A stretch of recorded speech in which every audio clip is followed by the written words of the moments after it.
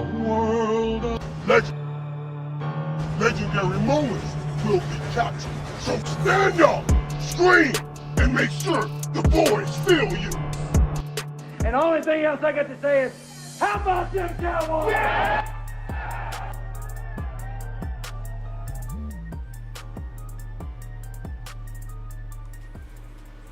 What is going on, Cowboy Nation? Welcome back to Primetime Studios. Like always, I'm your host, Primetime Phil, and hey man, it's football's in the air. Training camp has actually started. People started like running with the football, and people are throwing it, and people are catching it, and we actually have kickers kicking it.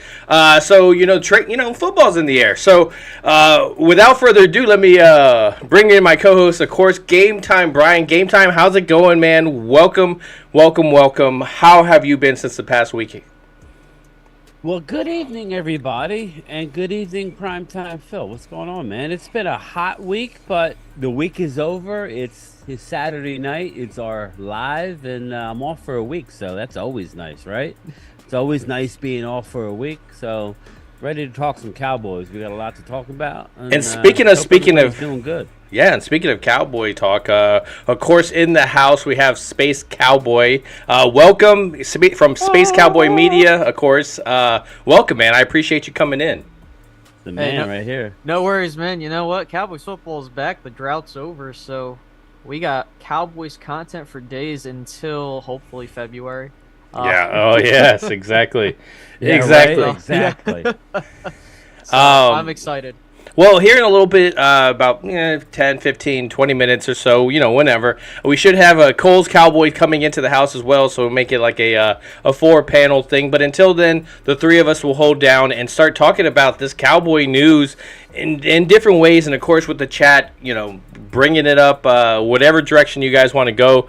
Of course, we got Twiz in the house. Welcome, Twiz. How is Eagles camp? I say that sarcastically because I really don't care. No, I'm messing with you, man. Angelica.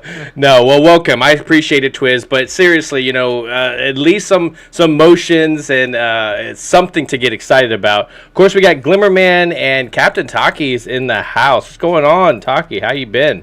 And then, of course, nice. We got Lucky Gardania. How's it going? Bryan, you've been seeing news this week. I know it's been popping up on your phone, different videos. Of course, everybody's got to jump on different stories that just kind of get made up. Of course, the first day we had something like a Simi Fehoko tip pass that got thrown into a rookie corner that we've been pretty, behind trying to figure out if he's going to be another Deron Bland. So there's a lot of stuff that are poking itself up, even in that play. Of course, people overreacting. It's the same thing.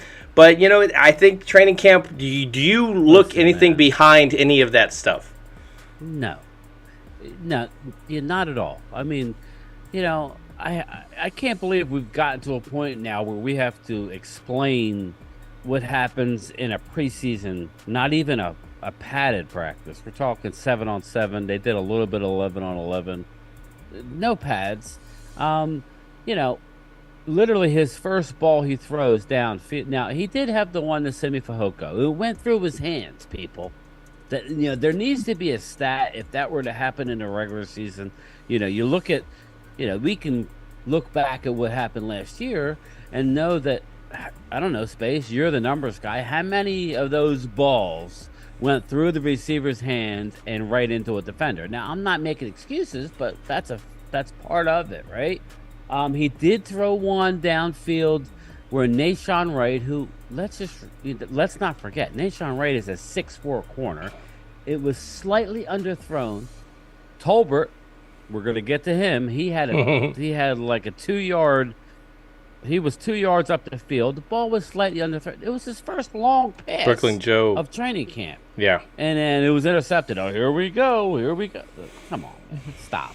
You guys are trolling.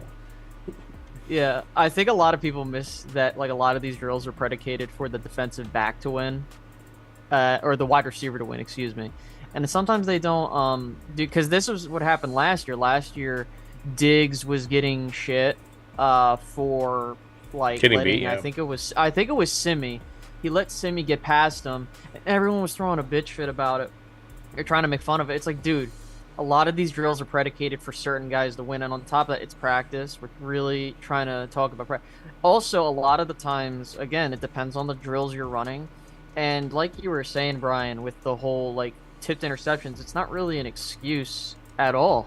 It isn't, because I have seen many quarterbacks get this interception number inflated, and they don't deserve to have it inflated. You know, if you want to talk about, like, Philadelphia, for example, because I know you have some people from the Eagles base following you guys. Jalen Hurts, I think, only threw, like, 2 interceptions that were really his fault. I would have to go back and look, but, like, he really didn't throw the ball to the defense. Now, with Dak Prescott going through film of him, I would say maybe 8 were his fault. But, like, again, a lot of the times it depends on the context, and if you watch film, you'll probably you'd understand. A lot of it comes down to your scheme, what happens in the receiver and what they're trying to do, and also, do they freaking catch it? Like, I'm not losing my mind, but I think with Simi, he's been up and down through camp, through the first couple of days. There's 2 guys that I really do like, and maybe he'll be brought up a lot more. Of course, we've been hearing Tolbert's been having a fantastic camp, but also Jalen Moreno Cropper. I'm just calling Cooper him JMC. Cropper. Yeah. I think JMC's been doing pretty well for himself to make a name, and I think like we know who the 4 are going to be. We know who the 4 at wide receiver are going to be. It's going to be your Sedarian Lambs, your Michael Gallups, your Brandon Cooks. You got those guys. And then you have Jalen Tolbert. Jalen Tolbert, I understand that's, for me, I was wishy-washy on him. Dude, he's a 3rd-round pick. They're going to give him time. The Cowboys they are not like one of those organizations where it's like they don't care. They'll just cut you. But after 5, it's very murky. This is where you're getting your practice squad guys. And I think we're at a position, and we could say this about really any part of the team, where it's a good problem to have, where if you're talking about who's going to make it as your 5th and 6th wide receiver compared to last year, where it was like, okay, you kind of need to know who the hell's going to be there, because if you don't, then you're going to roll out with guys like Dennis Houston and Tony Pollard at wide receiver. Don't let me forget Dennis Houston. When you're done your thought, I want to touch on him. But sure. But yeah, I agree. And just, I'm looking forward to after the preseason games, and we sit down, I'm sure a lot of us are going to do it. Do our who's going to make the team. Are we keeping 6 wide receivers? Because you guys have to remember, there's a guy who's not even here that his wife has, I believe, had a baby. Had a baby, yep. And that's Cavante Turpin. I don't see how we don't have 6. But just know that our defense is so stacked that we're going to be cutting some starters, people. I'm just telling you, it's going to be a rough cut this year. Space brought up JMC. Love the kid. I loved him before. Me and Phil, we did a few mocks, and that was a guy that seemed like we kept, drafting late. And I don't know that we drafted him, right? We signed him as a free agent, correct, Phil? He was an undrafted free agent. Yeah. And I think he's a guy that you're going to try and get to your practice squad. There's no way he's making this team, but he's doing great. And if he plays a lot in the preseason, guess what? Giving him good film. luck trying. It's a catch-22. You don't want to play your vets, who are definitely going to make the team, and you're going to play all these young guys. That's why Rico Dowdle gets all the run in preseason, but it's going to be tough. And that's why by the end of preseason, he's hurt, and he can't play the rest of the season.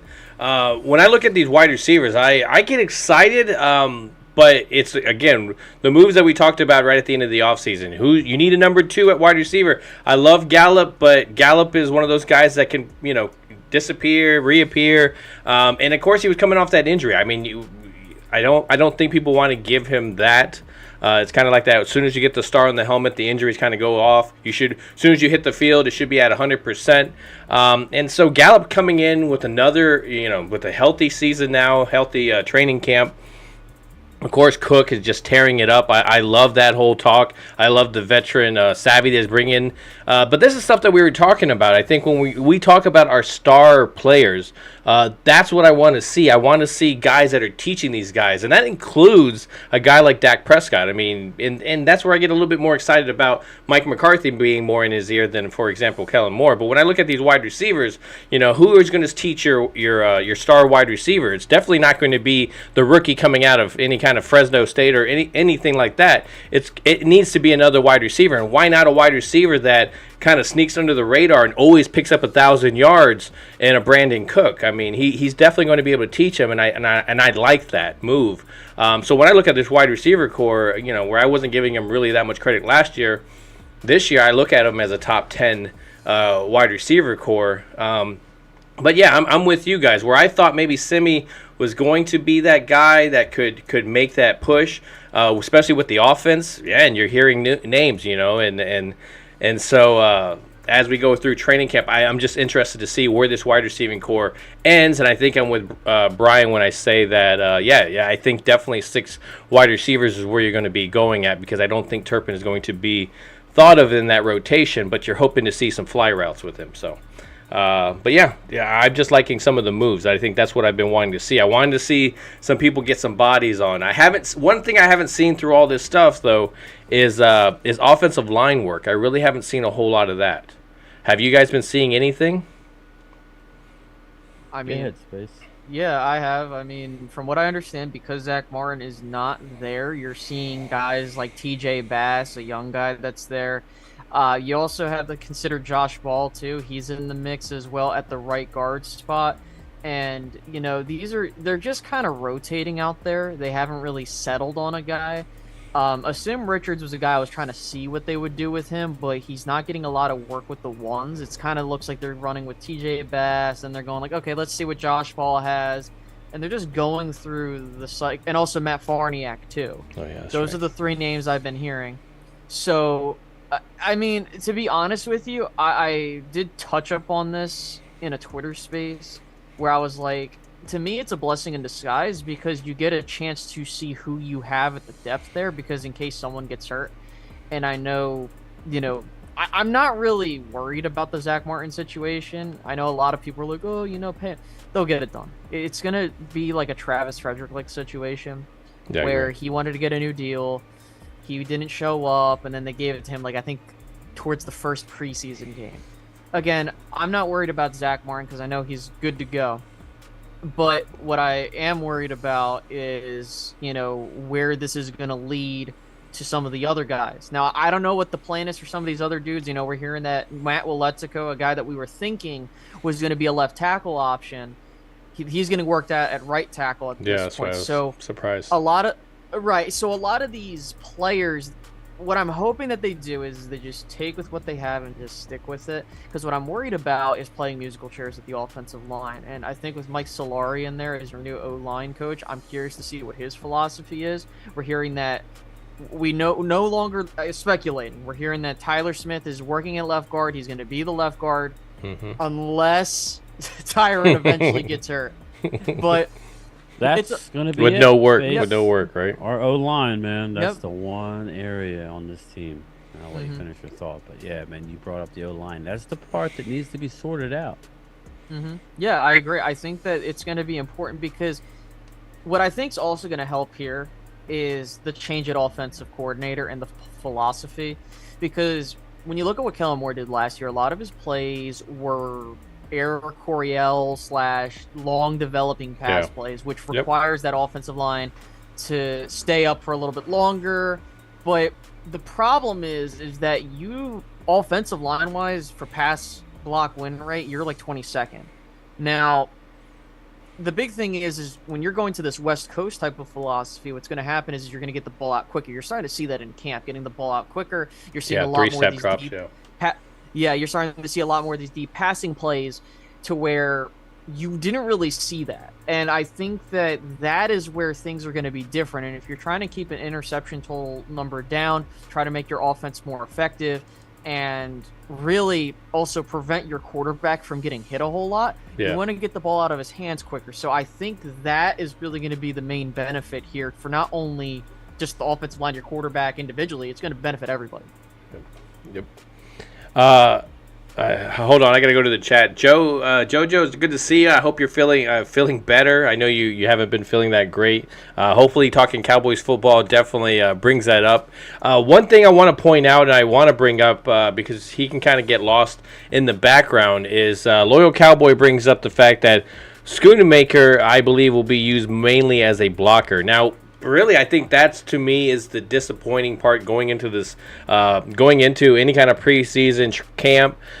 It wasn't a pick that a lot of Cowboy people wanted to go with. We felt really great with Jake Ferguson, Hendershot, maybe pick somebody up in the 4th or 5th. And then there were some guys there in the 2nd round that we were definitely had our eye on, even offensive line wise. And then we go with this tight end, and then the tight end's not available. He's kind of out, and you see Jake Ferguson's film, and he's picking it up. It looks amazing. It looks like he's put on some weight. So does this concern you guys with Schoonmaker not being available? Do you see this being a problem hindering his development going forward? I'll hop in here real quick. Concern. It's always a concern when a rookie is not in, getting the reps. But I honestly didn't expect him to be the starter day one anyway. Everybody was getting a little carried away. Meeker. They drafted this, the guy. If you look at his college career, he doesn't have much as far as games played. He was a late bloomer. He's a stud blocker. Last year, everything that they did good went behind him, and that's basically meaning you ran the ball, you ran behind him. In the red zone is where he's a threat. The fact that he's missing as much time, I'm hearing that he's going to miss another couple of weeks. He'll be in sometime in the beginning of August, the 2nd week of August. I just hope it's not a Tolbert situation. I don't believe it is, because he played at a major school. University of Michigan is a lot different than where Jalen Tolbert went. South Alabama, I believe. South Alabama. Yeah. So, Jags and I rightfully said that his jump from high school to college, he was non-existent year one in college. So I expect a lot from Tolbert. A lot meaning a lot more than we had last year. Mm-hmm. I'm not concerned, but I'm not counting on him. I told you a month ago that Jake Ferguson is going to be the tight end number 1. Now, just real quick, we were talking about the roster. I know Mark last night on his live, I was like, it's going to be tough, man. This might be a year where we try and trade and unload it towards the end, because you don't want to just leave these guys out to, hanging when it comes down to cut time. But we have some tight ends too, but you guys have to remember we got Hunter Lepke, who is going to make this team. I hope so. He's going to be a fullback. He's in all these packages. They love the kid. Goal line, he's going to be a fullback. He's getting the ball a lot. So if you carry a fullback, are you going to go 4 tight ends and 6 receivers? So, I think a lot of this will work itself out just by attrition. There's going to be injuries. Guys will start out the year on on short-term IR. You know how that works. The hide guys. It's going to be a tough year for cuts, man. I'm not overly concerned about Schoonmaker now. So what about you, Space? I do have a little bit of a concern, primarily because of a couple things. The first thing is that, well, what was he drafted for, really? I think it was just an insurance pick. Because we got to remember, when the Cowboys were going into the offseason, they were kind of handing the keys to the kingdom at the tight end spot to Ferguson and Hendershot. However, there were a couple things that I had concerns about with those two. Not saying that these two can't be good. It's just we don't know what their ceiling can be. If they are like a Dalton Schultz type of level, that's doable. Like, you can have good production from that position, and I think Jake Ferguson's your tight end 1. I think the Luke Schoonmaker pick really was about Peyton Hendershot, because we're kind of hearing word that I agree. Or at least I have. I agree. Where it feels like Hendershot might be a little bit over his head in some regard, and we kind of saw last year, like, Hendershot had issues with penalties. He kind of started to clear that up. Yep, but the we didn't personal get fouls. a whole lot. Right, and we didn't get to see a whole lot of him last year. I mean, he had a couple good plays. I'm not trying to take that away from him. But with Luke Schoonmaker, you got a dude that's going to be 25 years old, coming out of college. He's not taking part in any of the rookie minicamps. He's not taking part of any of the training camp activities. We're not sure if he's going to even take part in the preseason games. But I don't think the Cowboys were banking on this dude being tight end 1. I think they were banking on him being the tight end 2 or a guy for certain situational packages. Yeah. guy, right? That's what I mean. Right. Why I'm not concerned, because I never thought that he was going to be The guy.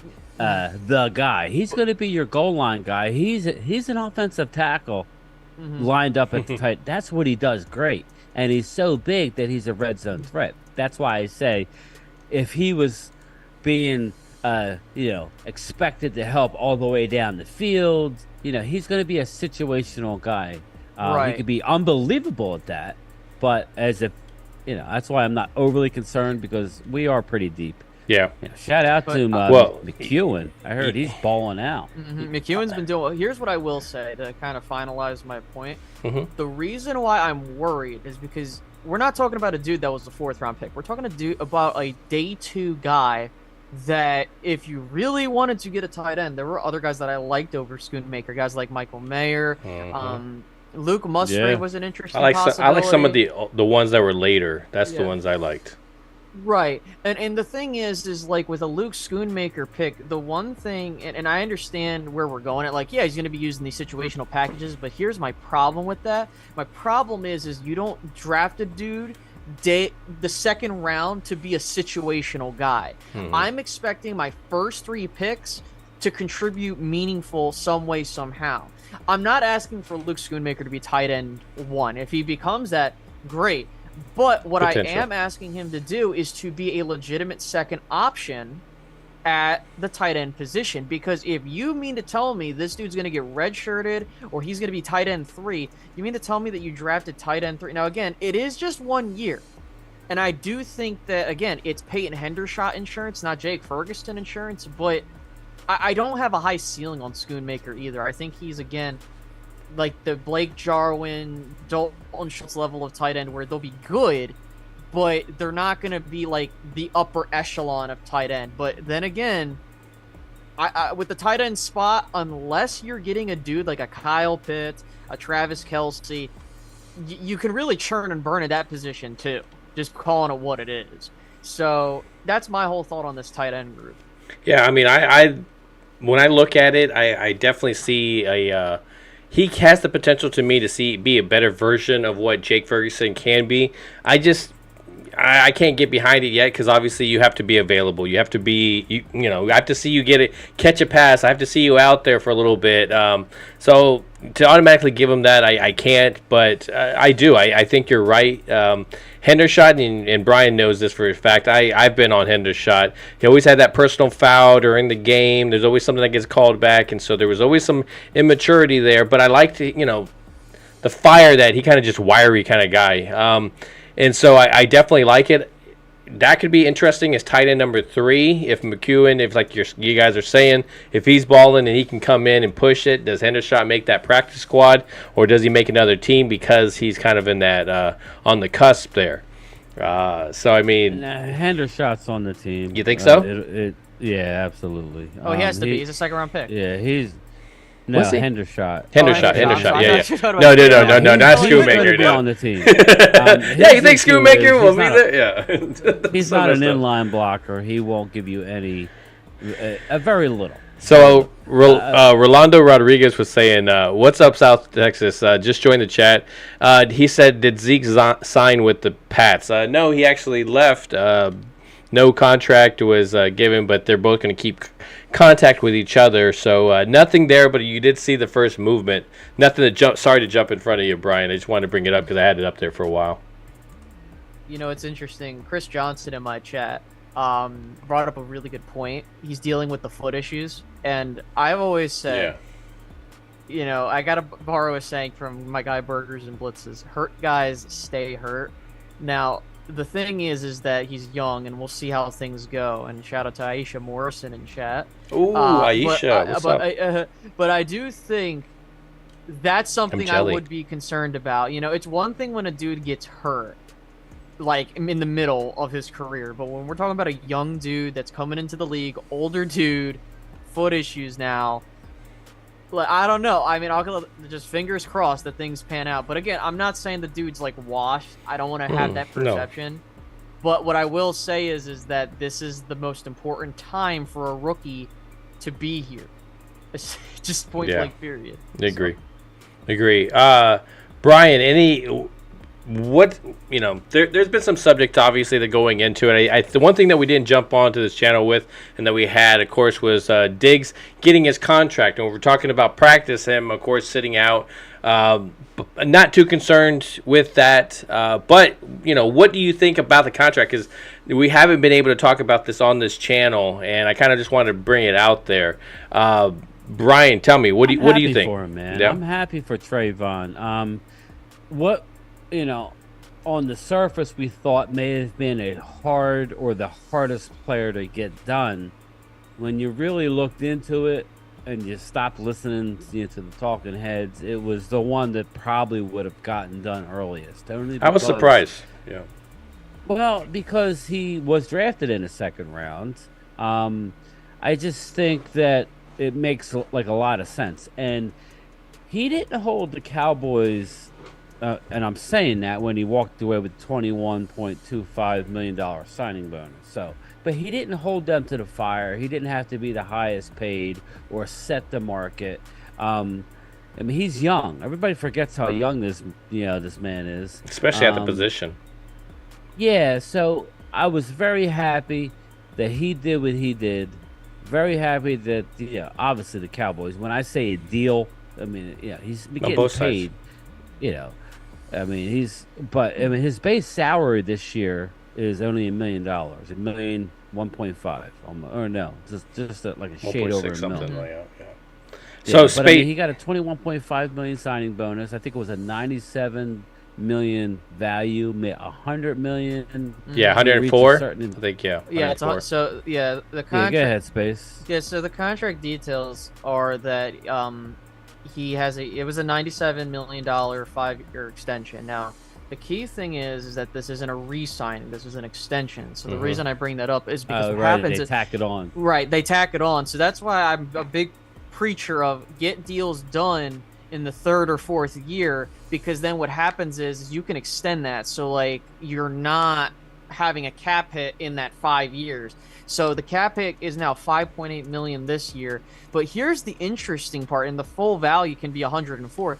The way this deal is done, I would argue it is a team friendly. People might be like, I'm not sure. Yep, I agree. It is because you look at it, he's not getting paid 20 something odd million. In fact, if you look at the average value, he's probably about like third. Like he's 18. You get this deal right, and you get this deal done now.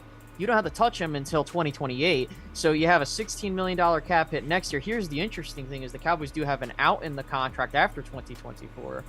And so that's a good thing for them, but they'll probably touch his contract as long as he's playing well.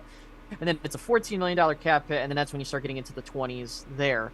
But the Cowboys did a fantastic job at getting this done before training camp, because he was set to be a free agent, and we were having conversations, I'm pretty sure you guys were too, where it was like, are you going to franchise tag this dude? Are we going to have this long drawn-out process, negotiation through the media? No, you didn't have that. You just had a dude, went out, got this deal done, and now that's one big contract down. Now you have a couple others to get to.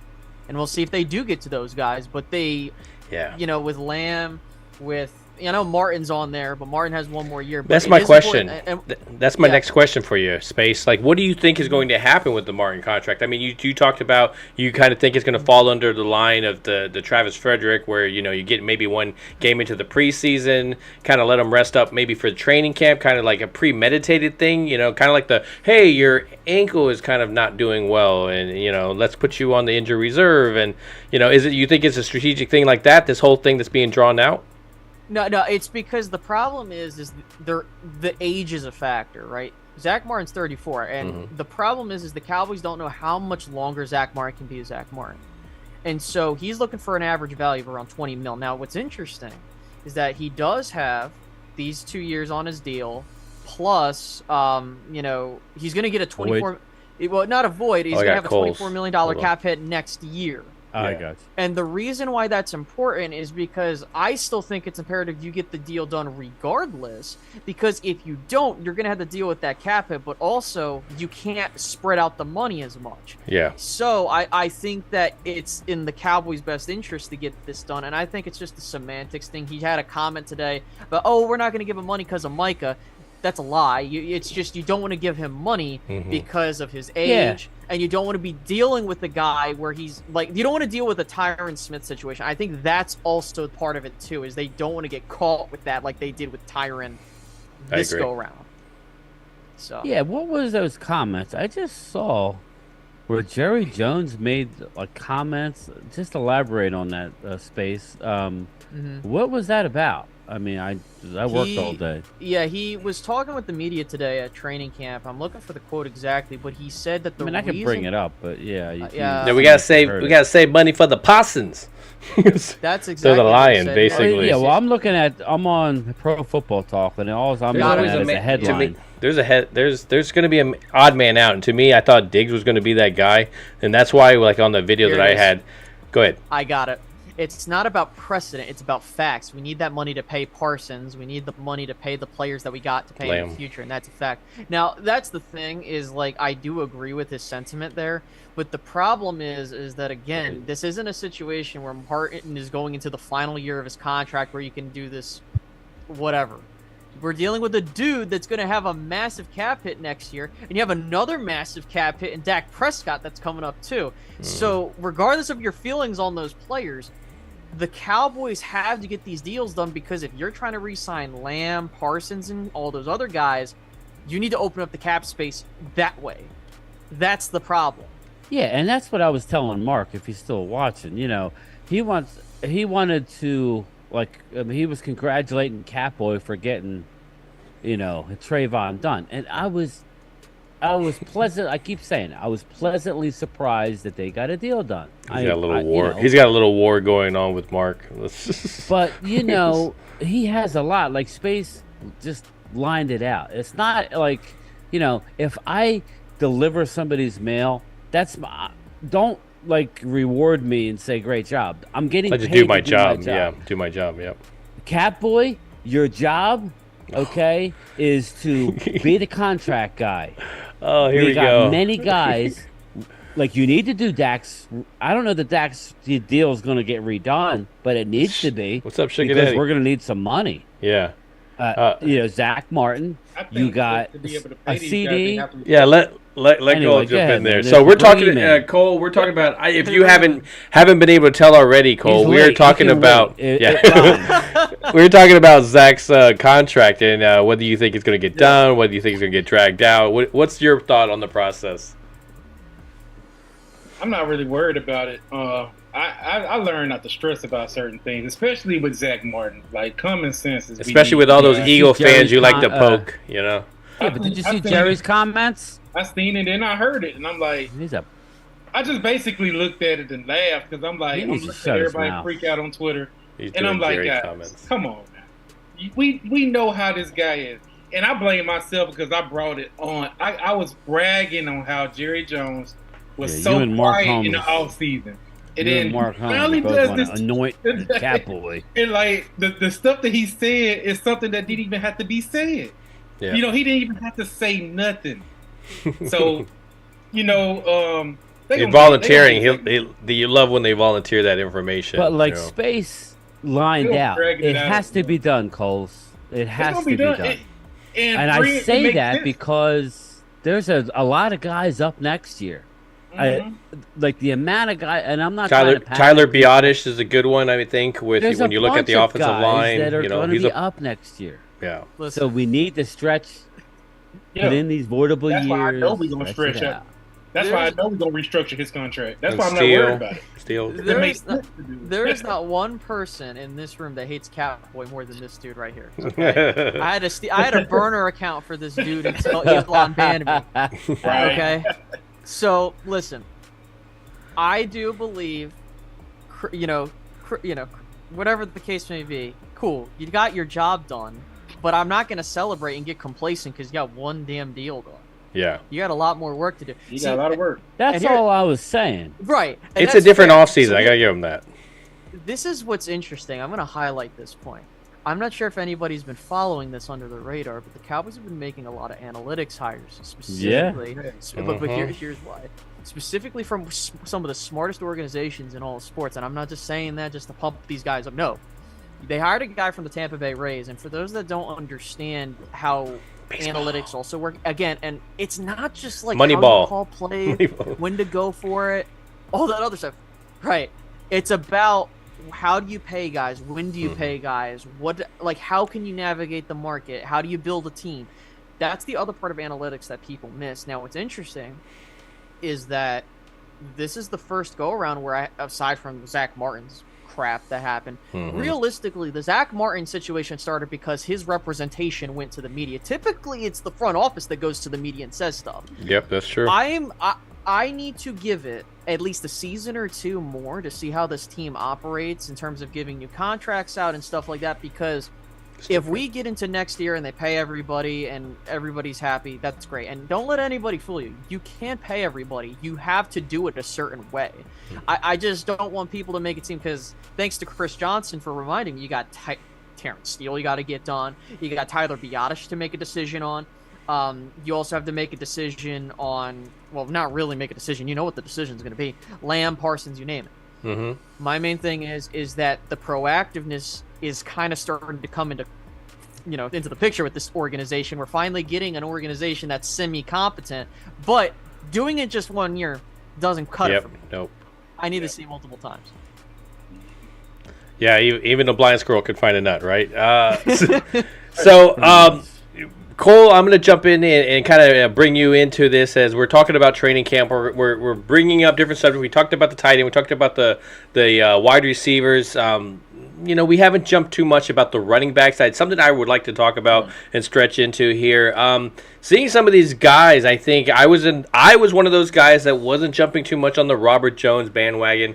Seeing him in pads, seeing him kind of do his thing, seeing even Deuce. How are you feeling about the running back combination that we have, and do you think it's somebody that's going to be added in later? Do you think we have what we have? How do you feel about the running back core? As far as running backs, I really I haven't seen much from the clips. I haven't really been catching up too much with running backs. I do like what I see in Deuce Vaughn, and I like Deuce Vaughn, but I didn't want to amp him up, because a lot of people have been doing that. But I like the shiftiness he has. I could see him as a solid, rotational 3, running back.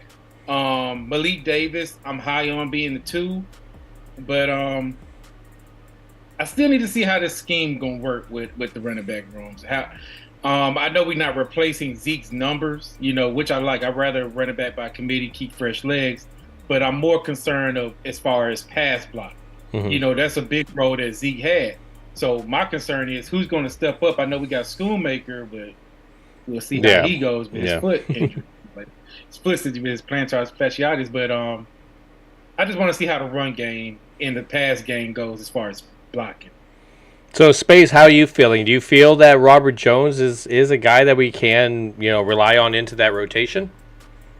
Yeah, I think Ronald Jones, you can definitely rely on him. Sorry, man. No, you're good. No, you're good. So when you look at this running back room, it's kind of structured like, in my mind, this is how it's structured. You have Tony Pollard. We know what he's going to do.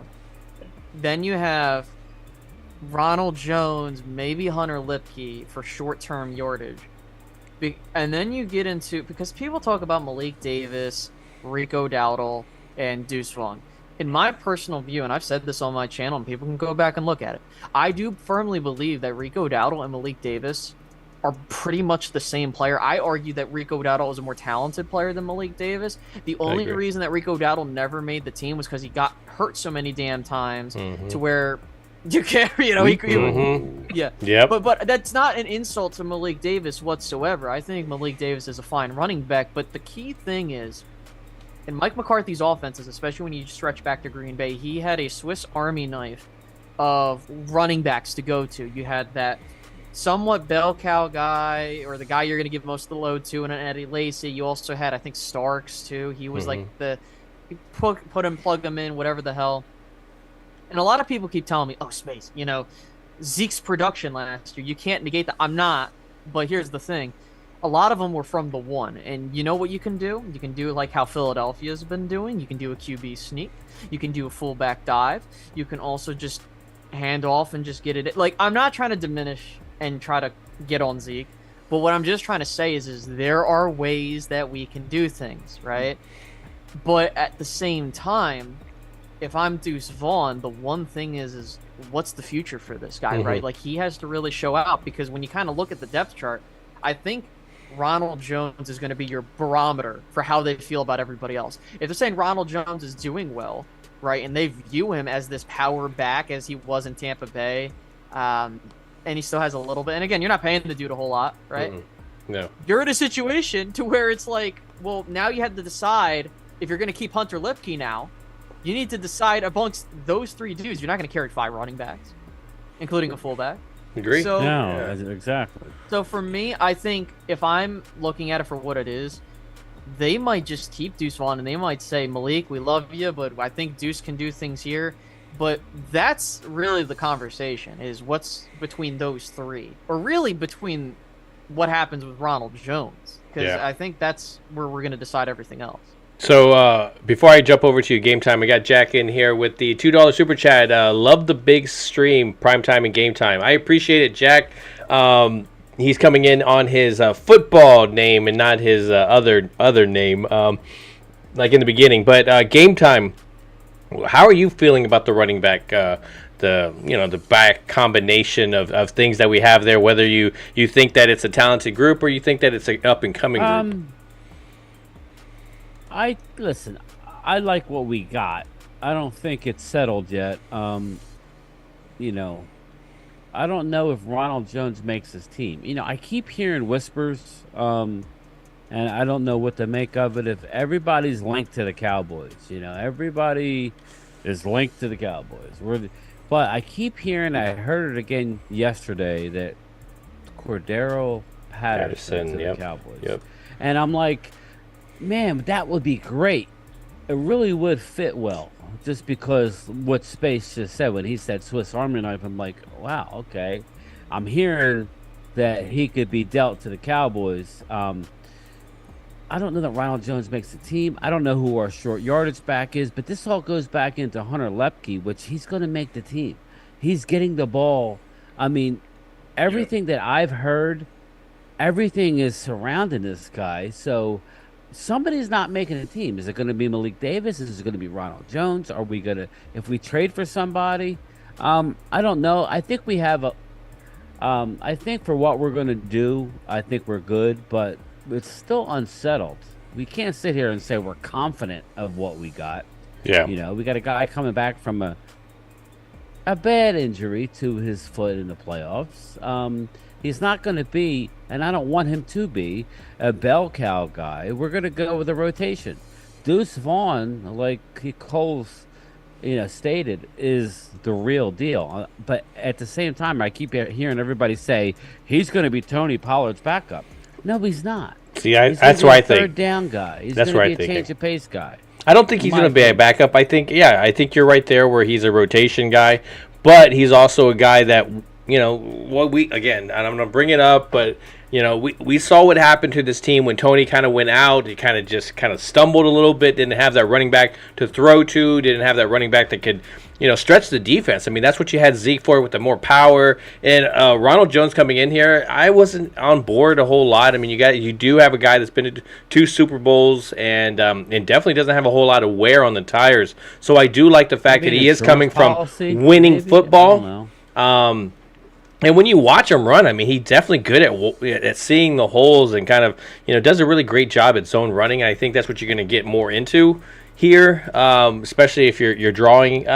So as I see it more, I get more excited about that possibility. But I'm with you in the sense that, I don't see Deuce being a backup, but he's a great insurance policy for just in case something happens to Tony. You do have something there. So let me, as we're talking about this, let me make the switch, because obviously we could talk about quarterback, but how are you guys feeling about backup? If I'm going to just real quickly say stuff, how are you guys feeling about backup quarterback? Space, give me your thoughts on backup quarterbacks. I think it's fine, but what I will say is the one worry I have, and I think that this is where we kind of get trapped, is we did win games with Cooper Rush at quarterback, but the problem was that your defense had to compensate so much for your offense, because your offense was like 27th in the National Football League. And that's fine. Like, I'm not asking, if a backup is able to do things that the starter can do, that backup would be the starter. Yeah, but, sure. In terms of, the stats matching and your team doing just fine. But, again, when you go back and watch that little run that they had with Cooper Rush at quarterback, it came down to the defense playing at such a lights-out level to where we can, we had that, or you had a certain part of the fan base having this illusion that Cooper Rush can do it. Mm-hmm. But you kind of saw when they played against Philly that, snap back to reality. Oh, shit, you need somebody that can control it a little bit, yeah. But I've been talking to people, and I was like, I don't have a problem with bringing dudes in to compete, like Carson Wentz, for example. And people lose their mind when I say him, but he's a talented dude. He's a talented guy. That's what I'm asking. I'm not asking the dude to be the starter. I'm asking for a backup that's better and can help the offense if Dak Prescott gets hurt. I wouldn't want that to happen, though. But I wouldn't want that to happen. Because there's so much film out there. Cole's bad mouthing Wentz, so he's like, I know. No. We can never have nothing like that with the Cowboys. They won't let us live. No. But yeah, I'm okay with the backup situation. Again, the backup is a backup for a reason. And I very much preach it. I was really hoping they would draft someone this year to develop and possibly replace Cooper Rush down the road, because that's what McCarthy typically does. For some reason, the Cowboys did it once with Ben DiNucci, but they haven't tried since.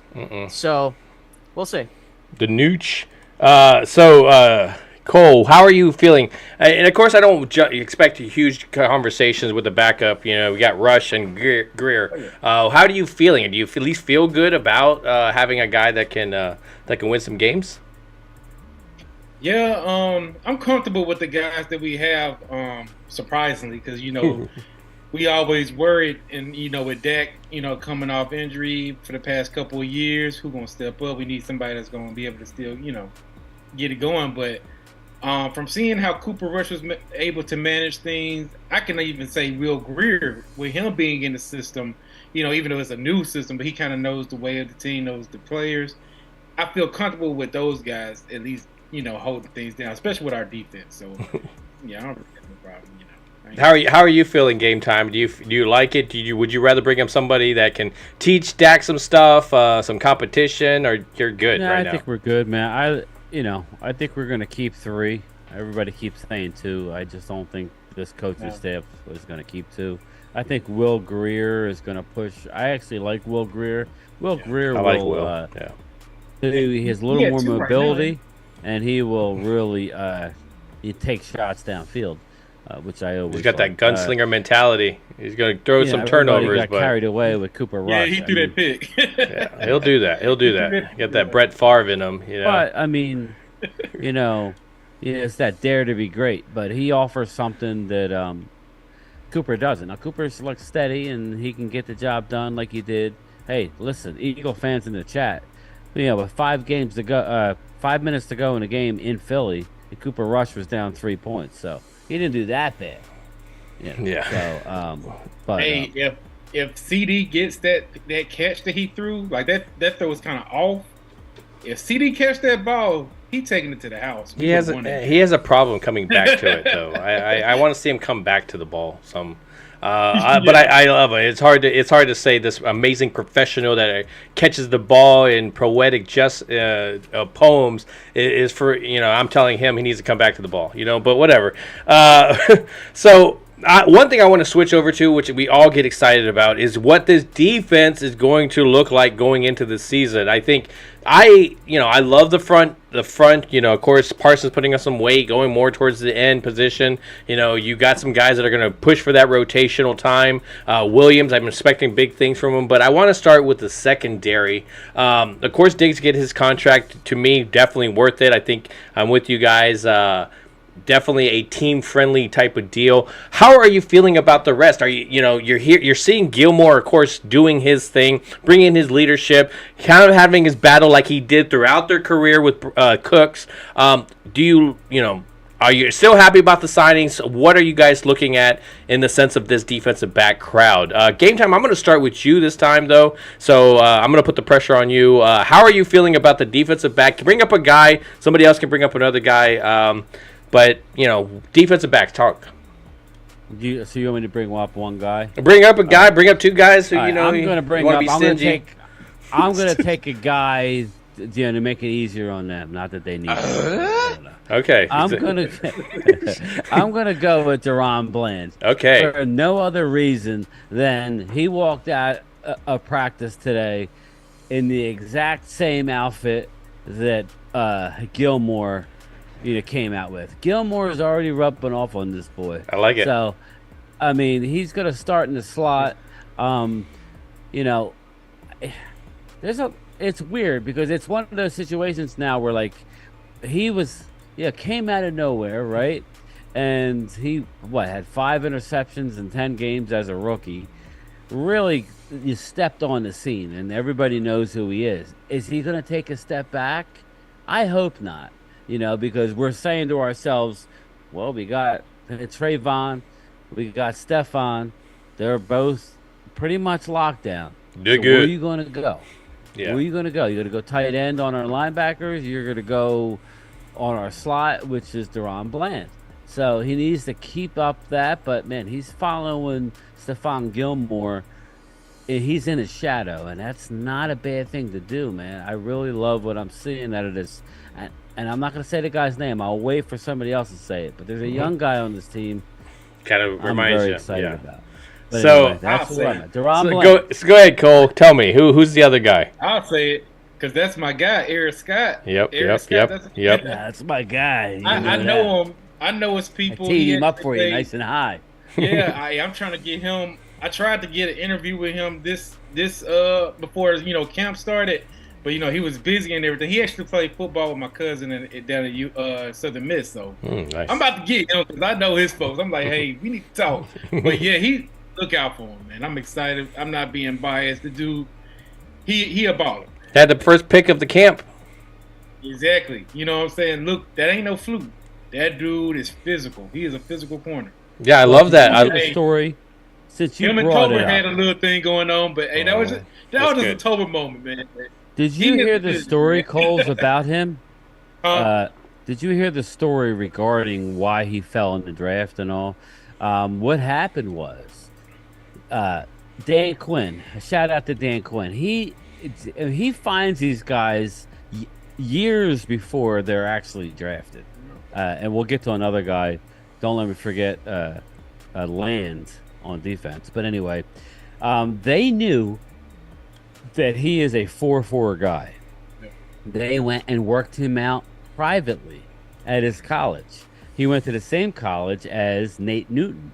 So there's like a fraternity inside. You can say what you want. Now, he ran a 4.7 for the Scouts with a pulled hamstring or something, right? Hamstring, I think, or a quad. Whatever it was a soft tissue injury, And I don't know that if anybody didn't believe that he didn't, or they didn't believe what he was saying. Dallas had already done the due diligence. No, they had conversations with the head coach, knowing he ran a 4.4, and the kid has done nothing but make plays. And the one thing he's going to have to work on, and this is probably normal with a lot of young corners, is the tackling part of the position. But in the words of Deion Sanders, they don't pay me to tackle. You know what I mean? They pay me to intercept the ball. I didn't mean to. He brought up Eric Scott. You got to keep going. Dude is a baller. So, Space, give me your thoughts on the defensive back. Bring me a name if you want to drop as well. I'm really looking at Israel Mukuamu, because I think the team is finally going to play him at the position he should have been playing. You're screwed, Bill. He took mine. Well, go ahead. You're good. Keep up. I mean, there's another guy I could have gone with that's local to my area, but what I will say, yes, you know who I'm talking about, Bryan. Yeah, I know. But what I will say is with Izzy, I think the one thing, I don't know what the Cowboys, what they try to do, but they always play these guys that should be at corner at safety, and it gets on my nerve. Now, that doesn't mean that Izzy can't play safety. He's taller, yeah. I just think he plays better at the cornerback spot. And what's crazy is that at this position, right, we know with what happened last year, when you lost Jordan Lewis, then you lost Anthony Brown, things kind of went to shit, and you had to try and figure it out.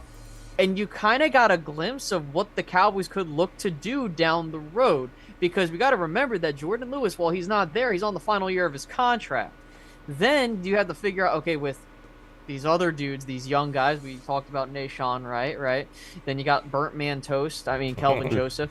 I think, listen, the thing is the margin of error is very small for these cornerbacks. There's just it's a good problem. I couldn't tell you the last time we've had a cornerback or even a safety room as talented as these dudes are. Defense is loaded, Space. Loaded. And now that you've addressed getting Mozzie Smith and building up that front seven, that's going to lead to more turnovers, because by proxy, that's how things work. That's how the 49ers really did things well back in 2019 when they had their run to the Super Bowl, and you see how they built that defense.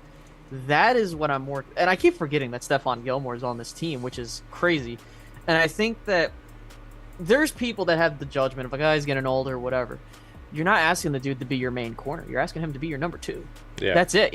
If you got someone that's better than Anthony Brown, that's great. That's fantastic. That's all I want to see. Because now you have a situation where if Eric Scott continues to do well, you now have Bland, who's probably going to be your Jordan Lewis replacement for cheap. Eric Scott, does he end up being an Anthony Brown replacement, or do you bring back Gilmore? That's a conversation to be had, but the Cowboys are in good hands at that position. That's all Dan Quinn's doing. I mean, he's rebuilt this defense into arguably one of the best units, if not the best in the NFL. Deep, man. It's like as deep as I can remember, man. The third best DB room in the league right now. And I don't. I'm not gonna number it, because all I know is, and just real quick, I want to ask Space, why, like, when Izzy, because he's out with a hamstring quad, he's out with a soft tissue injury, why are they saying that it's another hit to the safety? Are you telling me they moved him back to the safety position after the playoff run he had at corner? No, I think the thing is, and the Cowboys are going to be, and I want you to pay attention to DeMarvion Overshown as well, and I'm going to get to my point here. The Cowboys love having players with flexibility, position flex. We hear it all the time in Dallas. When you have dudes that are struggling, like, remember, we were hearing word in the mini camps, Kelvin Joseph was playing safety too. A lot of the times they try to figure out, like, defensive packages. Like, I don't think Izzy's going to be a corner the whole time, but there are moments where Izzy could play safety. I think that this is where, like, if you hear a dude that's playing safety at one position and then playing corner, it's just, they're just trying to figure out, like, that's just the normal walkthrough stuff. Yeah. Now, it's one thing if they say, well, Izzy's just been playing safety, or, like, they moved him here to see if he could fit better, like a Kelvin Joseph. That is a warning sign. If, with Izzy, it's different because we have film. It's almost like a position flex depending on who they're playing and how many wide receivers they're lining up. Where the reason I bring up DeMarvion Overshown is he's a guy that has a linebacker in DB flex / safety flex. You know who's another dude that has that? J-Ron Kurtz. And guess whose deal's coming up next year? J-Ron Kurtz. Now, I'm not saying don't pay. I'm not trying to say, because I love J-Ron Kurtz. I think he's just in case. But I see where you're going. But that's the thing, is the Cowboys are trying to find ways where if they can't get a deal done, they're going to be like, all right, we've worked out these players. That's how the Cowboys are working. They are always thinking ahead of the I don't think they're like the smartest organization ever, but when it comes to paying players cap boy, they're trying to find cheap guys to replace. So DeMarvion Overshown's another guy to keep an eye out on if they're not going to get a deal done with J-Ron Kurtz. When I look at this, that's how you work it though, man. You have to cover all your bases. When I look at this defensive back room, of course, Diggs being your number one, I love that. I love, he's still new to the position, plays it like a wide receiver, and then when you saw him kind of like tighten up a little bit last year, not going for as much of the interception, did more of the Byron Jones, let me smack it away, kind of get more into your hip, and was showing that he could do a little bit of that. I think that was always my thing with Byron Jones, was that he never had the complementary other corner to like pick it off, so then you could have a shutdown corner on the other side. And so when I look at this room, of course, the first thing I think of is Anthony Brown. The horrors of all those deep passes that we had, whether it was against the Raiders or any of that stuff. Even the pass interference. I mean, you had some teams that actually made that a strategy. Let's just throw it downfield against Anthony Brown, and let's see if there's a penalty that goes. You don't have that. You have actually a guy that maybe, as much as Diggs is amazing at this stuff, you got a guy that's a lot smarter on the other side. And, pick your poison. I mean, of course you're going to have film and be able to pass on these guys. These guys aren't invincible. But, it's a hard problem. I think Bryan brings it up. He's like, who are you going to go against on third down, especially when you have a pass rush with a Mozzie Smith now holding up the running plays, and now you can pin your ears back as a defensive end and go forward. I mean, that's what we had last year. We had these amazing defensive ends that were getting 4 or 5 sacks a season, but the moment that we had to hold up because now we have to worry about the running game, that whole thing changed. So I think of guys like Josh Norman that were amazing, but why were they amazing? They had an amazing defensive line that was also getting pressure. And so when I look at this cornerback crew, I think they can do it even if you don't have pressure. But now you add that pressure, and I think Space is right. You're going to see a lot of the increase of the turnovers for the offense, the takeaways for this defense. But when you look at this cornerback room, Bland, of course, going to the third position. If one of those guys are tired, Bland has the ability to play to the outside. I love that. You saw that in there. I think Izzy, to me, when I watch Izzy on film, I think he's amazing when he's in space. When the wide receiver starts to tend to get behind him and he's starting to catch up, kind of like a safety does, he's been able to pick those balls off because of his height. And so I think that's why he keeps getting mixed in there with the whole safeties, but I do like him at corner. I think the odd man out is, you're correct, is Bertman Toast, boss man. You could see that transition. Maybe he's our special teamer, taking the place of Goodwin. So maybe that possibly for a future, and maybe develop into something, especially if you have that much competition. We saw what happened with Schultz last year, where you got some blockers in there at tight end, and then all of a sudden Schultz could block. So now maybe hopefully having some more corners that can do things like shut down and get interceptions, that will transition into Joseph's game. But of course, I'm not going to hold, hang everything. I'm not going to bet my mortgage on it. Let's just say that. So, let's see what's going on here. So I had an that's exactly where I was going to go. You go for the chat. I got let's see what's going on here. Cowboys corner. What's going on, Mike? Mike, what's going on? Dak is now 30. Only 2 QBs have won a Super Bowl between 30 and 31. This defense is going to have to carry Dak, Attack, and company. I think a little bit, yeah. You know it's an interesting stat. I actually did some research because I was curious the other day. Did you know that I'm pulling it up right now? Out of 56 Super Bowls, and I'm just saying this for if they get there, which I'm not saying is a guarantee. Did you know that out of 56 Super Bowls, out of 28 times the older quarterback has prevailed? Did you know that? Is that the case? Mm-hmm. I Also, didn't know here's that. another interesting thing on the On the 18 occasions when 2 opposing QBs have made their debut as Super Bowl starters, the older QB has prevailed 11 times. That's 61%. So at the end of the day, I don't want my quarterback playing hero ball, and I'm not trying to, listen, he's got stuff he's got to clear up. But that's the thing. Getting a Super Bowl is a team accomplishment. You have to do your part. He's got to fix up what he did last year, and that's point blank period. But it is an interesting thing to know about that, those veterans typically do better than those young guys when they face off in a Super Bowl. So, do you believe that this team can reach it with Dak behind the quarterback position? I'm gonna let Cole sneak on here because I'm tired of. I'm tired. Oh, yeah, it's space. But after that, Cole something. If you're saying I'm tired of friggin' having to make this argument. Yeah, if it's a can, yeah. If it's a will, we gotta wait and see. Yeah, I'm not gonna. Here's the thing, right? Is that when you objectively look at situations, and everybody that knows me knows I'm a big person on not making excuses for someone, right? So you got a new play caller, check. You went out and got some weapons, check. Now you got the schedule in front of you. Now listen, he has the ability to do it, dude. I've seen Super Bowl winners have QBs less talented than Dak Prescott. Let's just call it what it is. Yeah. If we're having an argument of can he do it, that I don't believe that to be, I think that's dumb. Just my personal opinion. If you're asking will he, I can't. Yeah, no. Know. Yeah. I mean, if anybody can do that, I wouldn't be wasting it on trying to figure out if Dak can lead it. I'd be like lottery ticket numbers, So yeah, I don't blame you on there. But let's focus a little bit back onto the defense of I want to go to that next line. I'm gonna answer. Oh, go. Okay. What part? My bad. Because I was going on my soapbox about it. Yeah. Well, all right. You know what? I'm just gonna. I really can't help myself, and then we'll get to the defense. Go ahead. I've been saying it. It is a team game. I finally have other people on here that I thought you didn't want to talk about it. That's why, I didn't have to nudge. Well, I want to get Cole some airtime here. I didn't want to have to nudge. He said it. It's a team game. Hey, listen, Twiz.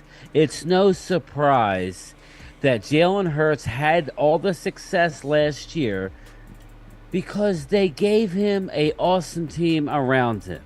That's not a shot on Jalen Hurts. That is what you want your GM to do. You want them to go out and surround your team with as much talent as possible. The year prior, Jalen Hurts looked out of his league going into Tampa in a playoff game. So much so that they had a deal in place for Russell Wilson last year that Russell Wilson nixed and didn't want to come to Philly. What happened? That was the best thing that happened to Philly. Because they went out and got A.J. Brown. They had C.J. Gardner-Johnson, which you should have kept. You guys were dumb, but I digress. You surrounded him with talent. You have the best offensive line in the league, and oh my God, Jalen Hurts has arrived. He's the best quarterback. Why? Because you did what every team tries to do and surround your quarterback with talent. It's a team game. Just ask Dan Marino. Dan Marino is arguably the best quarterback ever to lace him up. And you know how many Super Bowl wins he has? 0. So I'm done. I'm tired of saying it. Cole, do you believe? Wrong? Am I wrong? No. I believe in him. Yeah, go ahead. I just got to stir it up, So go, give me your take. Give me your take. I can also pivot on age. People were saying, well, he's 30. His window is closed. Is winning a Super Bowl. That type of talk is just hilarious because we can pivot way back when Peyton Manning and them came in the league. Back then, whenever social media wasn't around, we never talked about that. We just said, hey, let these guys go out there. They still playing the league. Let's see what they got. And we never put a timeline on when they can win a Super Bowl. We never did. Look at Drew Brees. Nobody cared about. We knew Drew Brees had a talent in San Diego, but whenever after years of struggling, especially with the injuries, going to New Orleans, he still had to work a little bit with Sean Payton that was making his name at the time. They finally won a Super Bowl, in 2009? Yeah. How long he been in the league since then? You just got to – it's all about being in the right situation at the right time. Yeah, and that's the thing. Might be the best, and that's the thing. At the end of the day, he has to do his part. If he makes his mistakes like last year, was I happy with the performance? No. I'm not going to lie. But here's the thing. I have seen guys like Russell Wilson throw 5 goddamn interceptions in an NFC fucking championship. They still won, and no one said anything after that. No. Amazing game. Definitely deserves the MVP. Peyton Manning threw 28 interceptions his rookie season. But that's the thing, though, is that, like, you shouldn't make those excuses. But I would love to be in a situation where Dak Prescott only throws 160 yards and they still win the game. Like, I would love for that. I was at the game when Troy Aikman got sacked 11 times in Philly, and they said that he was never going to amount to nothing. And yet Troy Aikman owned your ass, Twiz.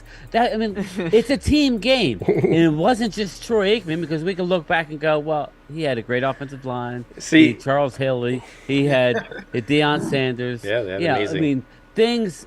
You have to make those moves. That's true. And Eagles did that last year, and they dropped the ball. So on Space's chat over here, we got Cowboys Corner, which we're going to have here in 2 weeks. And this is the reason why I'm bringing him on, because everybody kind of wants to sometimes pad that. Sometimes I fall into that. I look at Dak and I think of him as a great leader, and I think that's what you need as a quarterback. Of course, the turnovers.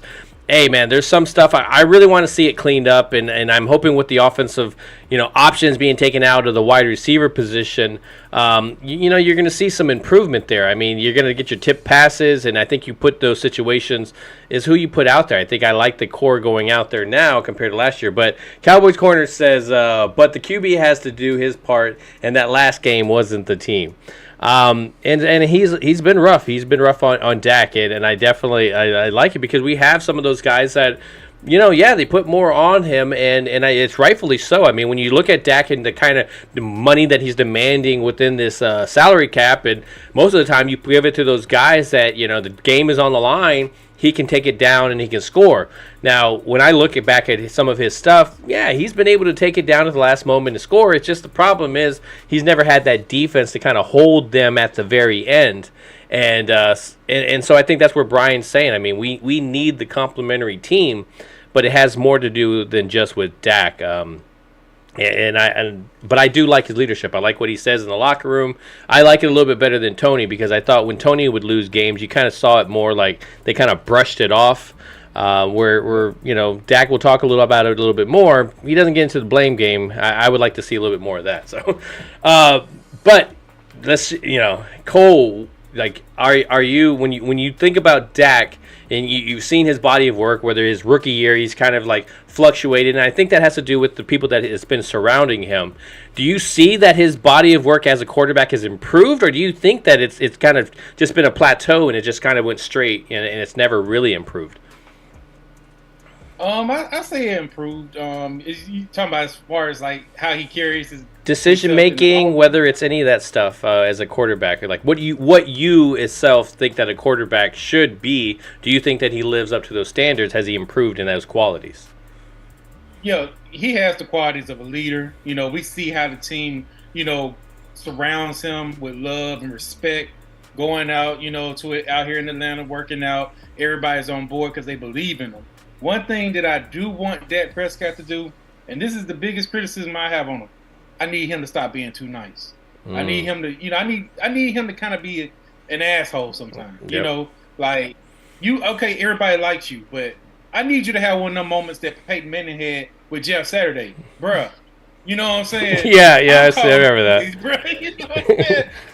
I want him to be that type of guy. Like he needs that. He always been nice, Dak. Ever since college, always been that guy. I need him to be a little bit of an asshole, just during the game, so people will respect it and know, hey, Ford ain't playing that. We need to get out. Well, you're saying that. Is that why the mainstream media, and Aisha might be able to speak on this, is that why that they that Dak gets a bad rap? Like Chris Broussard, I don't know if she saw it, or if you guys saw it. I posted it on Twitter.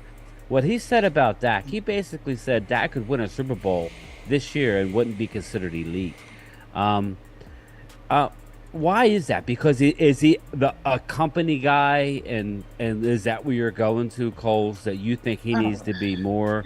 Because that's what I think it is. They don't like. I know Stephen. First Stephen take. Yeah, Stephen A. That's what his thing. He's like a company guy. Dak won't ever give you anything negative. It's amazing. Everybody you talk to says what a leader this man is. Yeah. That's what you want in your quarterback. You want a leader. You can have all the talent in the world. Jeff George, you can rattle them off, right? These guys have all the talent in the world, but they couldn't lead nothing. Dak could lead. He can lead people. So, but I mean, is that why? Because he don't like throw ownership under the bus and he's a company guy? I don't know, man. It's frustrating. I think it's just a clicks thing. Like at the end of the day, here's the thing: is like I've seen other quarterbacks fail, and they don't like. Dude, just last year we saw Justin Herbert take part in a 27-0 choke job by the Chargers as a team, right? No one has said a peep. He got the money, and everyone's happy for him for the most part. My thing is this, right? Is that the thing that's irked me the most about Dak is he refused to have any pushback when Kellen Moore, his best friend, was his offensive coordinator and QB coach. You saw the tremendous growth in Dak Prescott when he was coached by a guy like John Kitna, someone from outside the organization. True. Yep. This footwork was amazing. And my concern is like you've basically had his best friend as his play caller, and his best friend, I'm not sure, like he's not gonna be like, oh, Dak, no, fuck that. No, fuck that. I've been a firm believer. Never, ever, ever, ever had that type of. I'm not trying to say like you got to be an asshole to him all the fucking time. That's not what I'm saying. What I'm saying is that you're less likely, if you are friendly, you're less likely to criticize or say something. That's where I had my criticism with that, was that he was way too nice with little low. I think it's fine. But okay. That's just my criticism. Is just I felt like he's too nice, and I don't think the criticism in the media. I'm just turning it up so I don't like. Anyways, I don't think the criticism comes from that. I think the criticism is just because they want to generate clicks, dude. Listen, just because you win a Super Bowl doesn't make you elite. I'm just calling it what it is. If Dak Prescott wins a Super Bowl, the only Trent Dilfer won a Super Bowl, right? Right. To me, the only real elite. To elite quarterbacks are like Patrick Mahomes and Joe Burrow. Mm-hmm. But I would just say Patrick Mahomes. But realistically, it is Patrick Mahomes because Patrick Mahomes is a goddamn alien. Yes. But again, I just think it's just an age-old conversation. I think it's just. I don't really care at this point. My main goal is you get the dude that's talented enough to get you there, and then you just go and we just see what happens. If he messes up along the way, you call it out as we see it, like we did last year, and then you try to make those adjustments. But if you don't, that's when we have a problem. So I got to wait to see how things go this year before we have a conversation. So one thing I did like that Dak and Mike McCarthy is doing, Mike McCarthy actually came to Dak and was like, any plays that you don't like, let me know so we can get it out of here. You know what I'm saying? Mm-hmm. And I feel like he didn't really do that with Kellen Moore. I feel like Dak trusted what Kellen Moore was playing. So some of the plays that he kind of kept on doing, he didn't say nothing about it, Yeah. I don't know, man, but that does make sense. You definitely want to have a quarterback, like if they're not comfortable with a certain play, don't force it. And I feel like a lot of plays that he wasn't comfortable with, he forced. Yeah, I mean, and when you see some of like that, he ran the play. Right. And he probably shouldn't have ran the play. And when I'm saying I wasn't saying he just need to be an asshole and cuss players out. I'm basically just saying he need to kind of hold players accountable, like the wide receivers, like Noah Brown. You got to catch that. You got to catch that pass. Even a couple of days ago with Simi Fioco. Yeah, bruh. Exactly. So you got to catch that pass, man. Yeah. We got to get it going. And I don't know. I'm not on the sidelines. I don't know if he came and did the same thing that Tolbert did whenever, the interception came and he was like, hey, give me again, man. I got this. I wonder if Simi did the same thing, because that speaks a lot, because that means you want to sharpen up your craft. So, yeah. I don't know, man. So yeah. Well, Atlanta Walker says Jalen is elite. He went to a Super Bowl. Like All I Joe. would tell you, Atlanta, is there's been many great quarterbacks never have gone to a Super Bowl. It's a team game. You guys are just like, you forget that the reason why you get to a Super Bowl is because your offensive line gels or stays healthy, or you have a dominant defense like Trent Dilfer. We just laid it out. Trent Dilfer won a Super Bowl. Jeff Hostetler won a Brad darn Johnson. Super Bowl. Brad Johnson, nice call. Brad Johnson. Yeah. It's a team game. It's not a diss to say Jalen won because he had a great team around him. That's what we all strive to do, is put a team around, and this is the best team that Dak's had. And I would say on both sides of the ball, including special teams, since he's been here. Am I wrong? You guys, it's close, right? I think I'd say so. I think that's why I think some of them will jump on that, where they'll say that, we can't really call them elite. Well, because it's kind of the first real complete team. I mean, when you really look at almost every position, the offensive line is still that iffiness. What's going to happen with Martin? You still have some, you want to see a second year out of Tyler Biadasz. What's going to happen with Steele? Yes, he looks great in the videos, but is his year coming off that injury? Is that going to be something? Is Tyron Smith going to hold up? Most people would bet their mortgage on that he's not. And, with with nothing happening over there with Tyler Smith at the left tackle position, is he, of course, everybody's thinking that he's going to slide on in. So you're looking at the depth. So there's a lot of questions, and so to me, that's the only part where I feel that's not the best thing that he's had since he's been here. But when you look at the rest of this team, this defense, again, you brought it up before, where you're talking about Cooper Rush and winning some of these games because the defense kept him in it. The defense gives him a couple extra possessions that he wouldn't have had, and so now you have that. And if the defense can stay healthy, man, that's going to be great for Dak. And I definitely see us making a bigger push. Like last year, Brian, we talked about it, man. This team is a one playoff win team, and then they're going to. So it wasn't a surprise. It was definitely disappointing. I mean, it hit you in the heart, but it wasn't disappointing, Phil. We all saw what our defense did in San Fran. We held them to 19 points? Mm-hmm. You got to win that game. Yep. But when you look at, let's just stop at where we're at, people. I remember talking to Mark Holmes with you, Phil. I think Coles was in the house. We were talking about where we were before the season last year. Think about all the question marks. We were doing cartwheels and jumping in the air for the linebacker out of Minnesota. Help me out with the name that we had to have. Anthony Barr. Yeah, you're Anthony talking Barr. about. We had to have Anthony Barr. Dang, I wanted to Anthony beat Barr, you guys. Anthony Barr. And that was our big move. And lowballing Davon and then bringing him back. It's because we got starved out, and then we got fed a cracker, and we were like, "That's the best thing ever." Oh, think about where we're at now. Yeah. Mm-hmm. Yeah, exactly.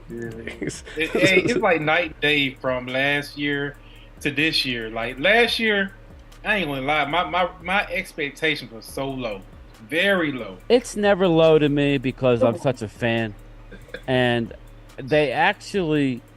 I think we could all agree, man, that it was the season was a success from where it started. Now, you couldn't have had me admit that after the loss to the Niners. I was not going to say I can't believe you started at that time to breathe. Think about what we did. Think about Dak. We didn't know what we were getting. Yeah. There was a lot of question marks. Michael Gallup coming off of an ACL. Now, he probably shouldn't have played. But, there was a lot of question marks. Losing number 2 and 3 corner. Also, I'll say this and I'll be finished. Like, dude, 2021 was a bigger disappointment than 2022. And I don't care what anybody says, because with 2021, they wet the bed and they played against the 49ers team that went to the NFC Championship game. That doesn't diminish that. But they were a talented squad there, and they had a lot of talent. This year, I was like, they maybe get to the postseason if they're lucky, and they maybe win a playoff. That doesn't diminish the fact of how they lost, but it's just like when everyone was losing their fucking mind that we lost, I was just like, it sucks, but anybody that followed the team that year knew that you weren't expecting, That was the expectation. I think I even said it before the game. I was like, I wouldn't be shocked if that stops here. I mean, I would hope not. But again, that's no excuse for the quarterback. That's no excuse. But that's no excuse for the team. I mean, it's just like, dude, like, what am I supposed? I'm not supposed to lie. Like, oh, we're gonna go in and beat the shit out of these teams. Like, I try not to see your tweets, space, because I be like, damn, he might be right on this one. And people get mad at me. Oh, what's up? What breaking news? The Colts star running back has formally requested a trade. Sorry. Jonathan Taylor? Sorry, I have to go. Jonathan Taylor has formally, and somebody came up to me at work today and they're like, I don't know where he got this from. I was talking to him, and he's a big Eagle fan. I'm like, dude, you're very knowledgeable. You should have a YouTube channel. We need more knowledgeable Eagle fans, let alone just loudmouth Eagles fans. No, I'm sure. But yeah, they have an abundance of that. Taylor's gone to the Cowboys. And I just literally got, I think a Bleacher Report, whatever it was. Why? Where is he going now? You know what I mean? It just makes you wonder who's going after him. But I don't know. Maybe he's going to New England. You think they trade him to New England and Zeke's not going to land in New England? I don't know why they would do that. It's crazy. They already got a running back. Well, I don't know that they're going to do it, but he has requested. Yeah, Bleacher Report. Michael Dana. Good job, Mike. I'm up here looking on Twitter now to see what. Yeah. So I mean, and now we all start getting our juices flowing. Here We're good. Here we go. I ain't expecting him to come to the Cowboys at all. Yeah, me neither. But I mean, he want to get paid. He wants to get paid. Exactly. Yeah, that's all. So maybe we just briefly think about landing spots for him. Let me ask you this, because I understand that our conversation went there. I mean, what are our expectations this year? I have mine, but go ahead, man. I want to know you. So I'll be honest. My expectation is okay. So you took what happened last year. You got better. You changed the signal caller. You did what I wanted you to do. The NFC is relatively weak. You do have Philadelphia still there. You have the 49ers, but if the playoffs are structured a certain way. Yeah. If the players are structured a certain way, you should at least be in the Final Four. If you're not in the Final Four, you better have one hell of a fucking excuse for that. Like, if you're injuries everyone, like, or something. hurt. Yeah. Because that's just my opinion. Because it's I agree. I think you got better. Like, and that's really where it's at. Is like, for me, the expectation, not what I think they'll do, but what I want them to do. Keep that in mind. Mm-hmm. They have to get there. I think now that doesn't mean that I'm happy they get to the Final Four and they lose and yep, we're absolved. No, that's bullshit.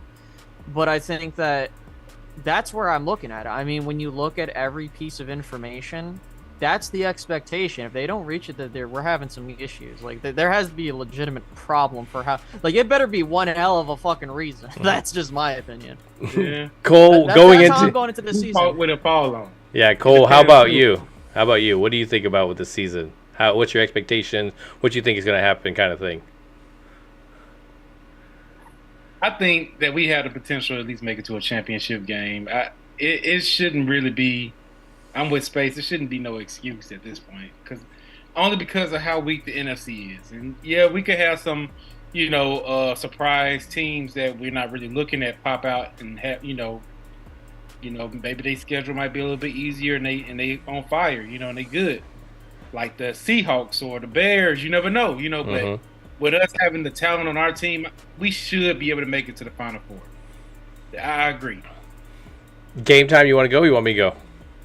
Go ahead, man. Yeah, when I look at this team, last year, easily confident. I was like, okay, we at least should be able to get into the playoffs, get one of these games out of the way, and then, I don't expect too much after that. When I look at this team now, what I get excited about the most is the depth behind almost every position.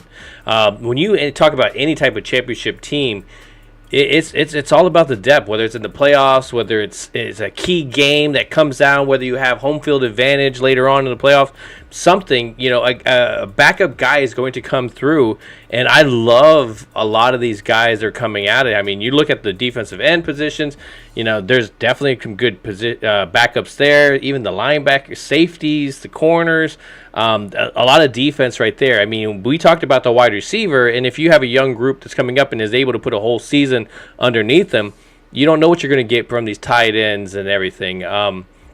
So I look at this team as definitely at least a two victories in the playoffs. But I definitely feel like this team should be fighting to, in that last one, to get to the Super Bowl at least. And at least break a streak of trying to get to that position. I just really want to see if we can stay healthy, because I think that's the key to anything. If you have a healthy team, then you know the sky's the limits. But of course, when you don't, the limit's the sky. So it's I'm really interested, but I do have some big expectations. So go ahead, game time. Yeah, you like that? I like that. Listen, man, they have everything it takes. I think offensively things need to come together. Offensive line, they're not changing much in the offense. It's more going to be in the running game, the West Coast running game. They are going to take out things that didn't work, obviously. I think they'll do a little more tempo. The sky's the limit. You need to get to the Super Bowl. I'm not going to be, and it's not just get there and lose like some teams. You need to win a Super Bowl. Everything is in place for them to do it. They just got to go do it. And I will stick to my guns and telling you that I don't really care if we win the division. I want to be healthy and playing good going into the playoffs. We're going to make the playoffs, barring a catastrophe, and I don't even want to go down that road. We're getting in. If the Eagles' schedule starts out to where they could easily be. You better be 5-0, Twiz. I've told you before, buddy. You better be 5-0, 5-1. Any worse than that, it could be. Could be bad. So I just want to be on a roll, and the Super Bowl is the goal. I'm not taking anything less. Yeah, that's it. Done. Definitely won the Super Bowl, but that's it. Yeah, once we make it to the NFC Championship. I mean, looking back, but it ain't. All right, so we're gonna lose to the Eagles, or are we losing to the Niners? No. He's not saying he wants. I hope we don't run into them. That's all I can say. The Eagles better than us. Just think of this, guys. Other than the two teams I just mentioned, other than us, the NFC is down. Everybody's anointing Detroit, and Detroit has to now do it. It's one thing to flex and have the media say how great you are. It's another thing to play your schedule and have teams. Listen, Eagle fans, you're gonna have a big bullseye on your chest now. Every game, you're gonna be the team that everybody wants to beat because you represented the NFC in the Super Bowl. Everybody's anointing you the number one team. So we'll see how you do with the first place schedule. We won 12 games last year with the first place schedule. Let's see how you do. I haven't heard one Eagle fan tell me anything less than 13. Yeah, they go. They're up there. 13, 14. They're saying 14 to 15 games. Yeah, yep. So that's understandable. I think both teams definitely have they can definitely root, they got something to get behind. I think we all have ammo kind of going into the season. I got a lot. I mean, you started. I wake up in the morning and I see you got them all riled up already. I'm like, man, this guy wakes up with an insult and just quickly tweets it at 2:00 in the morning, and then he goes back to bed all nice and that was good. Yeah, he rolls over. With a whole bunch of crap. He's like, that's gonna age well. I like that. I just got receipts. That's all. Yeah. So anything you guys want to talk about before we get out of here? We've already been talking for about an hour and a half, which somebody pointed out. I was surprised. I was very surprised. Long. And Cole's is I got to take a nap. Yeah. Oh yeah. Live stream of Cole's over 2.5 hours. You got it's like a Jerry Lewis marathon and stuff. Hey, come on! Don't watch hours up, man. I'm trying to get my watch hours going. I need to stretch a little bit. He's like, you got to warn me, man. I could have used a restroom break. Let's go out to the lobby. Well, listen. I'm going to lock Phil in because he never answered me, so I'm going to put him on the spot. Oh, here we go. I'm going to have a round table, maybe add a fifth. That would be round, I guess. Jeff Lee. Add another guy, maybe. I don't know if I want an Eagle. I don't think I can handle an Eagle. But right after the preseason, going into the regular season, maybe we can get somebody that's got some something behind them. Maybe we can get like a special guest to come in, do a season prediction right before the season starts. I've been saying I'll be at game 1 in MetLife. I think it's going to be a tough game, but Man, I'm excited for some football, real football. I don't know about you guys. Oh yeah. I definitely am. It's in the air. He is. The trash talking is already there. Next week, baby. Oh, you are? Okay. Yeah, I can't believe that's right there. Yeah, I can't believe it's right around the corner. I mean, dude, it's season's almost here. I'm just excited. I think that at the end of the day, we're excited to watch our Cowboys play, and we're all going to be filled to the brim with stress, anxiety, you name it. Regardless, what was funny? Last year was the only time where I did not really give a shit what happened during the regular season. I think to me that's a good thing. Not saying like to dismay what happened. The reason why I say that is because the reason I say I didn't care is because I think our mind has shifted to where now that we know that where this football program's at, it's nothing more matters than other what than you do in that regular season. Mm-hmm. I think that's really my main thing, and it's like just looking at you've gotten further every single year with Mike McCarthy, but I needed proof that you were building something, and it's just it's whatever. But now we're on 2023, and we'll talk all this shit, and then all I can imagine is if the Cowboys lose that first game of the season, everyone's gonna be losing their fucking minds. Everyone's bro, it's the first game of the season. I've seen teams blow the fuck out of a team. I've seen teams get shut out. Shit doesn't matter until the very end, where it all matters. And honestly, we'll get a lot of questions answered for how strong the NFC is this year. Yeah. I think that's really the question mark, right? Is how is this NFC? Because the AFC looks like a freaking powerhouse. Yeah, like WrestleMania. Welcome to Thunderdome, bitch. But I'm just excited for football to be back, and I think that we'll get a lot of questions answered. I think that Thanks, that's where it's at. Yeah. Oh. Hey. Yeah, that's awesome. That she jumps on yours. That's great. Yeah, I greatly appreciate the kind words. Yeah. I'm just excited about football in the air. There's definitely some expectations there. Whether you want to believe your expectations is for this team to suck, you still have expectations for this Cowboy team, and even the media itself. They'll draw any kind of drama out of it. So what's the drama going to be by next week? And hopefully some of our guys can heal up. I mean, that's always the biggest thing. Can you get into training camp without any kind of injuries? And we've had some already kind of pile up, but so far so good in the sense of the news and the department. Let's hope the people can stay healthy, because that's what we're talking about. If people all of a sudden go down like it did last year in the beginning, can you trust Rush to come in here and hold it down like he did last time? I don't throw all my eggs in that basket. But before we get out of here, we're going in order. Coles, tell everybody where they can find you if they have not already. And again, I appreciate you coming on, man. Late, but yeah, you came late, but you still showed up. Hey, thanks for having me on. Had to deal with these kids, but hey. Yeah, I know that.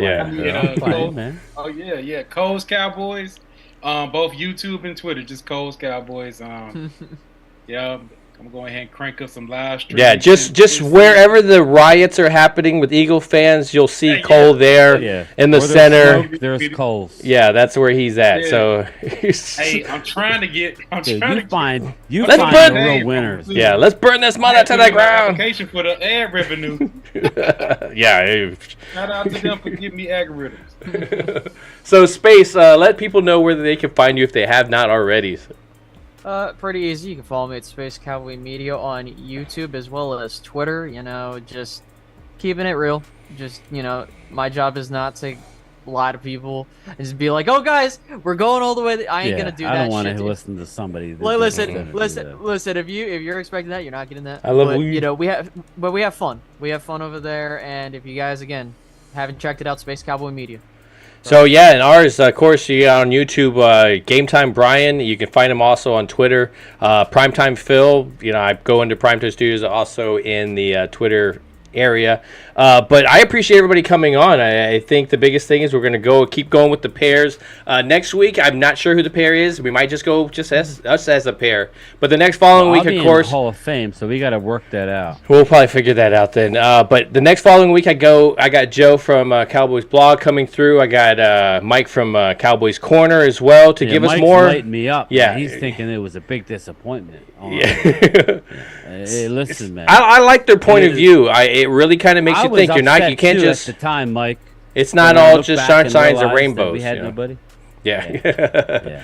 So, but we'll have that on the 12th as well. But next week, and of course, we're coming back at you. Hopefully, some more Cowboy news, no Cowboy drama. But let's not hold our breaths on that one. So, again, I appreciate you guys coming through. I appreciate you guys watching on the replay, sharing, commenting, hating. I don't care. I appreciate the interaction within our channel. And, yeah, go Cowboys. And, of course, let's get this season going. Right, guys? Absolutely. All right. See you guys. Peace. How's it going? Hey, Oh. we know each other. He's a friend from work. What you do, you're like a little screw loose type of guy, and that's how I am. So I'm digging it, big guy. I am. Who are you? You. No, not me, you. Yes, I am you. Just answer the damn questions. Who are you? GameTime Bryan, otherwise known as the mailman here, Cool name. Superpowers? broadcasting from the illustrious Jobu Studio. Come on, are you gonna tell me who that is? Primetime Phil. And, of course, my co-host, GameTime Bryan. Oh, Jesus Christ, this place is going to explode. $100,000. I don't even need to hear it.